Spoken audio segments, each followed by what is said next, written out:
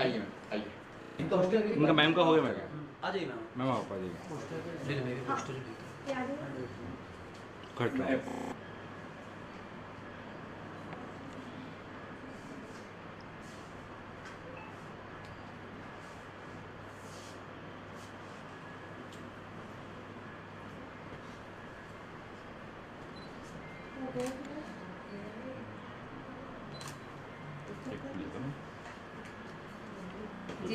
Yes कैसी आप?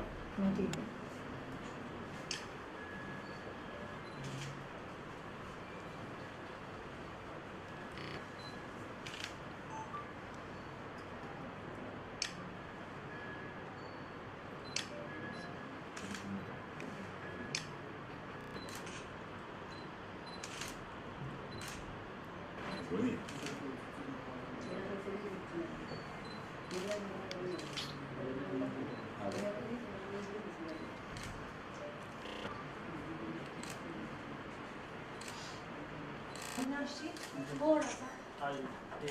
नमस्ते, प्रणाम प्रणाम प्रणाम। हाँ ये बढ़िया पोस्टर है।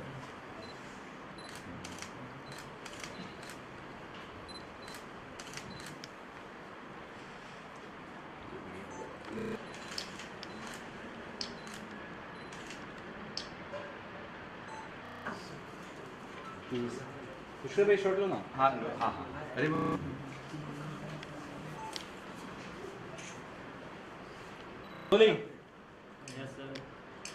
चलिए बधाई तालियां। अरे हैप्पी बर्थडे एल्बम रिलीज है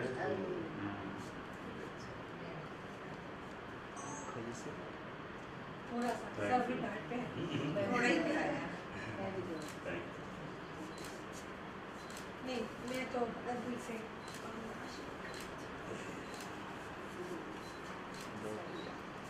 बाइक ले हाँ चल हाँ चलिए बैठ लेते हैं। अश्विन भाई आप ला रहा है ये सब मतलब देखिए धीरे धीरे सामने आ रहा है। बहुत बढ़िया पोस्टर लग रहा है। बहुत कमाल का। ये डबल है। जी जी ऐसे बोलता है। बहुत प्यारा बहुत प्यारा। रेड डिब्बे की खासियत है। आखिर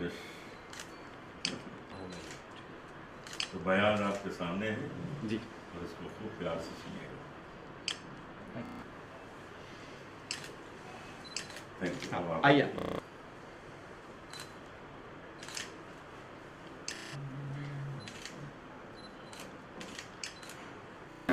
बयाज यानी डायरी। तो ये एक डायरी है, गज़लों की डायरी है। चेतना कपूर जी बहुत अच्छा लिखती हैं, बहुत बढ़िया लिखती हैं। तो ये गज़ल उन्होंने मुझे मौका दिया है गाने का। मेरे साथ सुहास सरकार ने गाया है। इस बयाज में 5 गज़लें हैं। अभी ये एक आपके सामने रिलीज़ की गई है और भी सब रिकॉर्ड होंगी। मैं गाऊंगा, सुहा भी गाएंगी। तो इस एल्बम को पूरा जो 5 गाने हैं वो धीरे धीरे आप सुनेंगे एक एक करके, क्योंकि अच्छा यही है कि एक एक हज़म करिए उसके बाद दूसरा आ जाए। तो इस रिलीज़ के लिए मुझे बहुत खुशी है। रेड रिबन को मैं ख़ास शुक्रिया अदा करना चाहता हूँ, क्योंकि इसके पहले भी रेड रिबन ने हमारी कई गज़लें, भजन रिलीज़ किए हैं। और एक और इंटरेस्टिंग बात बताऊं कि एक गज़ल मैंने कंपोज़ की थी अरिजीत सिंह के लिए, वो भी रेड रिबन से रिलीज़ हुई है और वो मिलियंस में लोगों ने सुनी है और उसका लोग आनंद लेते हैं। तो मुझे विश्वास है कि बयाज़ भी करोड़ों लोग सुनेंगे और इसका लुत्फ़ उठाएंगे। मतलब जो गज़ल का दौर फिर शुरू हो चुका है, फिर आ चुका है। बहुत ज़ोरों में हो गया। मैं कल ही लौटा हूँ ऑस्ट्रेलिया से। वहाँ हमारे 3 कॉन्सर्ट्स थे, मैं और तलत अज़ीज़ दोनों थे। हमने वहाँ सिडनी ओपेरा हाउस में गाया, जो बहुत ही प्रेस्टीजियस वहाँ का थिएटर है। और 3 एल्बम वहाँ हमने रिकॉर्ड भी किए हैं, अपनी गज़लें रिकॉर्ड की हैं। तो सारा कुछ आपके सामने बहुत जल्दी जल्दी रिलीज़ होगा। सर हमने मैं शब्द दूँ मैं कि फर्स्ट हम ओपेरा में की हो आपकी पहले भी कुछ की? ओपेरा में पहली बार, क्योंकि ओपेरा इतनी इजीली मिलता नहीं है, लेकिन इसके पहले मैं बाकी जो दुनिया के बड़े बड़े हॉल हैं, एल्बर्ट हॉल है, वेम्बली हॉल है, मेडिसन स्क्वायर गार्डन है, सब जगह कर चुका हूँ। ये रह गया था, ये भी हो गया। कैसा रहा एक्सपीरियंस ओपेरा का? बहुत अच्छा है, बहुत कमाल का ऑडिटोरियम है। उसका किराया ही 1 करोड़ रुपए है। जी जी जी। वो वहाँ पे उसको बुक करना ही बहुत मुश्किल काम है, लेकिन वो पहले आर्टिस्ट चेक करते हैं कि किस आर्टिस्ट के लिए लिया जा रहा है, फिर वो अप्रूव करते हैं। हर कोई वहाँ परफॉर्म नहीं कर सकता है। तो मुझे बहुत खुशी है कि मुझे तलत अज़ीज़ को इस योग्य समझा गया और हमने वहाँ परफॉर्म किया। जब बयास की बात करो, 5 गाने में आप साथ होगी सिंग? अभी तो इसकी प्लानिंग की जाएगी, लेकिन पहला तो आपके सामने आ ही रहा है, जिसमें मैं और सुहा सरकार हैं। और लेकिन गाने जितने हैं वो सब चेतना कपूर जी लिखेंगी, ये पक्की बात है। एक लाइन मुझे ठीक से याद आखिर मेरे ख्याल से सुहा गा देंगी। सुहा जी जी जी। आखिर यस या सर आप साथ गा दी जी। आखिरश क्या उन्हें जनाब दूं मैं, खुद है आखिरश क्या उन्हें जवाब दूं मैं, खुद है जो फूल क्या गुलाब दूं, खुद है जो फूल क्या गुलाब दूं मैं। थैंक यू शुक्रिया। Thank you. एक शॉर्ट इसमें 5 गाने हैं, 5 गज़लें हैं और चेतना कपूर जी ने इतना अच्छा लिखा है। और गाने 5 तरीके के हैं। इसके लिरिक्स और इसके सुर, कंपोजिशन सब कुछ अलग है। तो अनूप जी 5 मूड की, मतलब 5 मूड के हैं। अनूप जी जितने गाने गाए वो थोड़े से अलग मूड में हमने बनाए। अच्छा, पहले बता दूं कि मैं ही कंपोज़र हूँ बयास की, और बाद के जो 3 गाने हैं वो थोड़ा सा क्लासिकल मोड के हैं। और आशा है कि आप सभी को बहुत अच्छा लगेगा। तो रिलीज कितनी, एक गज़ल हो रही है, 2 हो रही है, 5 साथ में हो रही है, किस तरह क्या प्लानिंग है? जी नहीं, अभी तो पुराने ज़माने में जैसे होता था 5-8 गाने एक साथ तो नहीं हो रहे हैं। अभी एक ही होते हैं क्योंकि लोग नहीं सुनते। तो और जो म्यूज़िक कंपनी है red ribbon company, Lalita ma'am ji, वो हमें बहुत सपोर्ट किए हैं। और शुरू से लेके मतलब ये थोड़ा सा टाइम लग गया हमारा ये बनने में। तो वो पूरी तरह से वो और उनके टीम बहुत हमें सपोर्ट किए हैं। और आज भी वही उन्होंने ही सजेस्ट किया कि एक गाने हम रिलीज़ करते हैं, और ताकि सब लोगों तक ये पहुँचे और अच्छे से लोग सुन पाए। जब 5 गाने में अनूप जी और आप साथ में हो या सोलो भी है? सोलो भी है, अनूप जी का भी सोलो है, मेरा भी सोलो है। ये पहला गाना है जो डुएट है, और रेड रिबन कंपनी से ही हमें बोला गया कि डुएट गाना पहले आप रिलीज़ करो। एक प्लान हो जाएगा। अभी गाया ना। कॉमेडी साथ में।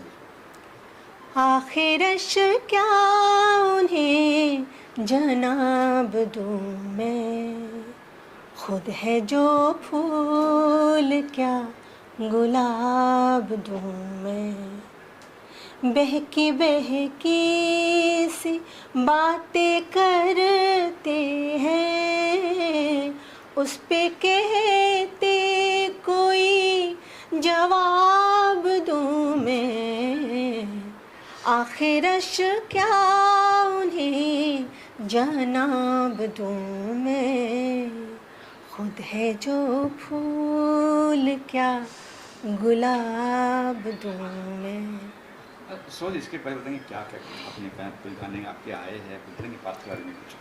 जी मैं बंगाली हूँ और कोलकाता से आई हूँ। तो आप सभी को पता है वहाँ पे तो घर घर में गाना सीखने का वो है। और मैं 4 साल की थी तब से गाना सीख रही हूँ। मेरी माँ सारी जगह पे लेके जाती थी तब। आज भी वो हैं। आज इनफैक्ट मेरे लिए बहुत बड़ा दिन है। मतलब मेरे पास शब्द नहीं है, क्योंकि सॉरी मैं इमोशनल होती जा रही हूँ, क्योंकि सारे जगह पे जो है यहाँ पे आने के बाद मैं अकेली जाती हूँ, काम करती हूँ। मैंने कंपोज भी किया, अनूप जी मेरे गाने गाए भी पहले, और भी बहुत सारे आर्टिस्ट मेरे कंपोजिशंस गाते हैं। मैंने फिल्मों में भी गाना गाया, मैंने वेब सीरीज़ सीरियल्स में भी गाना गाती हूँ। पर आज का दिन इतना स्पेशल है, एक तो अनूप जी के साथ गाना गाया मैंने, और दूसरी जो चीज़ है, पहली बार मेरी माँ ने देखा कि मैं क्या काम करती हूँ यहाँ पे। और एक तो उनको हिंदी समझ में नहीं आती है, और मतलब बोलना तो दूर की बात, पर यहाँ पे आके उनका जो मैं जो फील कर रही हूँ इमोशन, तो इससे बढ़कर मेरे लिए और कुछ नहीं हो सकता। ये प्रेरणा स्रोत मम्मी से प्रेरणा मिली है गाने की या फिर किस तरह से? जी, मम्मी से। आप मतलब मम्मी नहीं होती तो हम माँ बोलते हैं, माँ नहीं होते तो गाना शायद सीख नहीं पाती, ऐसे जर्नी ऐसे नहीं होती, कुछ अलग ही होती। पर मैं जब से पैदा हुई हूँ, बात करने से पहले से मैं गाना गाती थी। और अजीब सी बात है, एक बहुत ही जिस जगह से मैं हूँ वहाँ पे हिंदी का ऐसा कुछ चलन नहीं है, फिर भी मेरे घर के बगल में एक मस्जिद है, वहाँ पे अज़ान होता था, अभी भी होता है। तो वो अज़ान मेरे लिए मेरा पहला गाना था। मैं चिल्ला के गाती थी, सब लोग हंसते थे, फिर भी मैं टॉयलेट जाती, मैं कहीं पे भी वो अज़ान ही गाती थी। और कोई भी गाना मुझे सुनाई देता था तो मैं वही गाती थी। शब्द गलत हो पर सुर सही होते थे, और ताल। उसके बाद मेरी माँ मेरी माँ भी देख रही है, मैं बोल रही हूँ, तो बाद में पूछेंगी क्या क्या बोला मैंने। तो हाँ, तो उसके बाद मेरी माँ मुझे लेके गई सिखाने के लिए। तब मेरी हारमोनियम में मेरा हाथ भी नहीं जाता था, तो मेरी माँ बजाती थी। तो ये है मेरी जर्नी। वहाँ पे मैंने मास्टर्स किया म्यूज़िक में, भजन और क्लासिकल सब कुछ सीखा। मास्टर्स मैंने क्लासिकल में ही किया। यहाँ पे आने के बाद 2006 से मैं उस्ताद गुलाम अली खान साहब के पास मुझे सीखने का मौका मिला। 6 साल उनके पास सीखा मैंने। उसके बाद रीता गांगुली जी के पास मैंने सीखा, जो कि बेगम अख्तर जी की शागिर्द हैं। उसके बाद पटना में सीताराम सिंह जी हैं, उनके पास भी मुझे सीखने का मौका मिला। यहाँ पे आने के बाद मैं संपर्क में आई अनूप जी की। अनूप जी से इतना प्रेरणा मिली मुझे, वो सिर्फ गाना सीखने में नहीं, और भी जीवन दर्शन में। तो वो अनूप जी मेरे लिए पारस जैसे हैं। मतलब मुझे लगता है वो ऐसे पारस है जिनको भी छू लेते हैं वो ना लोहे से सोना बन जाते हैं। तो मेरे लाइफ में सच में अनूप जी पारस है। तो अभी 5 तो गज़ल आ ही रही है, नॉट नेक्स्ट इसके बाद कुछ प्लानिंग किए हो कुछ? सर इसके बाद मेरे और भी गज़ल के एल्बम्स आ रहे हैं, गज़ल भजन के भी आ रहे हैं, सॉरी। हाँ, मैं बहुत मुझे बहुत अच्छा लगता है गज़ल भजन ये सब गाना। भजन और गज़ल दोनों के ही एल्बम्स आ रहे हैं। और इसके अलावा जो काम करती जा रही हूँ, काम करती मतलब मुझे करना है आगे। फिर देखते हैं कि आप लोग कितना सपोर्ट करते हैं मुझे, और भगवान कितना सपोर्ट करते हैं। हाँ, हम तो सपोर्ट करते हैं जी, बस। Okay, thank you. 5 गज़ल आज के दौर में जहाँ गज़ल लुप्त हो गई है। मैं भी कोलकाता से हूँ। मेरा सफ़र भी, मेरी ज़िस्त का सफ़र भी वहीं से शुरू हुआ। और उसके बाद जो टर्न लेके यूपी में आ गया। यूपी में आने के बाद मैंने महसूस किया कि माँ शारदे की कृपा मेरी कलम पे है, और मैंने सृजन का आनंद उठाना शुरू किया। कुछ समय बाद लखनऊ के शहर की अदबी हवा और नज़ाकत ने मेरी जहन को गज़लों की ओर आकर्षित किया, और उसको फिर मैंने आत्मसात किया। तो कविता, कहानी, स्टोरीज़ के साथ साथ नाजुक जिसे कहते हैं नाजुक गज़ल भी का राब्ता भी मेरे साथ हो गया। और मैं इसके लिए मुझे हमारे उस्तादों ने, जिसमें भूपेंद्र सिंह लखनऊ के उस्ताद हैं, भूपेंद्र सिंह होश सर जी, उन्होंने भी मुझे गाइड किया और मेरे इस हुनर को तराशा। और उसके बाद फिर मेरी मुलाकात सोशल मीडिया से सुहा जी से हुई, और सुहा जी ने जब शफ़क़ की डायरी में झांका तो उन्हें लगा कि इन गज़लों में खनक है। उन्होंने सुरों में उन्हें बांधना चाहा और तुतुल सर जी ने अपनी खूबसूरत म्यूज़िक के साथ उसकी झनकार को, उसकी बीट्स को बढ़ा दिया। यहाँ से हमारी मुलाकात, हमारे सफ़र में अनूप जी का साथ मिला, सानिध्य मिला। अनूप जी के बारे में मैं क्या कहूँ, सारी दुनिया ही जानती है, वो गायकी के बादशाह हैं और उनका ये आशीर्वाद जो उन्होंने मेरी गज़लों को दिया, जो उन्होंने मेरी गज़लों में गाया, उनकी गायकी, उनकी बेहतरीन अंदाज़ गाने का, ये सारी चीज़ें मिला के आज मेरी गज़ल उस खूबसूरत मोड़ पर है जहाँ मुझे सोच के बहुत खुशी हो रही है। और मतलब मैं अनूप जी का भी जितना शुक्रिया अदा करूँ कम है। ये उनकी दरियादिली है कि उन्होंने मेरी गज़लों में अपनी गायकी और मंझी आवाज़, दिलकश अंदाज़ के साथ में प्राण फूके, जी मेरी गज़लों की रूह को छुआ। और उसके बाद फिर ये रेड रिबन कंपनी के साथ और मीडिया के साथ जब इस सफ़र का संयोजन हुआ, ये सफ़र में सारे लोग मिले, तो मुझे लगता है मेरी गज़लों का सफ़र जो है वो खूबसूरत ही नहीं, तवील भी है, जो एंटरटेनमेंट की दुनिया के मज़बूत हाथों में है और मीडिया के सशक्त हाथों में है। मैं सिर्फ गज़ल ही नहीं लिखती हूँ, मैं भजन, गीत, कहानियाँ और भविष्य में स्क्रिप्ट राइटिंग भी करना चाहूँगी। तो ये है मेरी गज़ल का सफ़र और इस सफ़र के साथ जो आज महफ़िल रही उसके लिए मेरा एक शेर इस महफ़िल को समर्पित है। इतनी हसीन शाम का तो इल्म ही न था, और ये अनूप जी को भी समर्पित करती हूँ। इतनी हसीन शाम का तो इल्म ही न था, जितना हसीन आपकी सोहबत ने कर दिया, जितना हसीन आपकी सोहबत ने कर दिया। जब मुझे एक सवाल था कि अनूप जी कैसे बीइंग ए प्रोड्यूसर, जब आपको लगा कि मुझे अनूप जी ने हाँ कह दी है गज़ल, जी, तब क्या माइंड में था, क्या रिएक्शन था? अरे मैंने कहा ना, ये मेरी ज़िंदगी का इतना खूबसूरत मोड़ है कि मतलब जब समझिए कि जिसको मेरे पास जो कलम है वो किसी से सीखी हुई नहीं है। मैं सच बताऊं, मेरे को गॉड गिफ्टेड है। मुझे तालीम में उस्तादों ने तराशा ज़रूर है, लेकिन ये बीज जो है ये अंदर से थे, जो मतलब। और मेरे लिए बड़ी खुशी की बात है कि आखिरश गज़ल जो है ये मेरी ज़िंदगी की वो गज़ल है जब मुझे गज़ल का ग भी नहीं आता था। मैंने ये गज़ल तब लिखी थी, और इस गज़ल को जैसे कहते हैं ना, अपना बच्चा या अपना सजन इंसान को बहुत प्रिय होता है, तो मैंने आज तक उसको संभाल के रखा था।